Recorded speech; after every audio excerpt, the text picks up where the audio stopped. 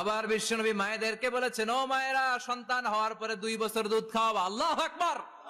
والوالدات يرضعن أولادهن حولين كاملين لمن أراد أن يتم الرضاعة। সন্তান যারা পেয়েছো মায়েরা, বোনেরা, 2 বছর দুধ খাওয়া সন্তানকে সুস্থ রাখবে কে? আল্লাহ। বাচ্চা ডেলিভারির পরপরই আল্লাহ তাআলা মায়ের বুকে একটা দুধ দেয়, এটাকে বলে শাল দুধ। এটা হচ্ছে বাচ্চার জীবনের প্রথম প্রাকৃতিক টিকা। সুবহানাল্লাহ কয় না? এটা বেবির জীবনে ন্যাচারাল প্রাকৃতিক টিকা, প্রতিষেধক আল্লাহ দিয়ে দিয়েছে। আপনার বাচ্চাকে টিকা দিন, স্লোগান আছে না? 5টা 7টা টিকা দেয়া লাগে, প্রথম টিকাটা আল্লাহ নিজেই ফ্রি দিয়ে দিছে। এটা শাল দুধের ভেতরে পাওয়া যায়। এজন্য বাচ্চাকে শাল দুধ খাওয়াতে হবে, তার ব্রেনের গ্রোথ হবে, সে শক্তিশালী হবে, সে দেশপ্রেমিক হবে।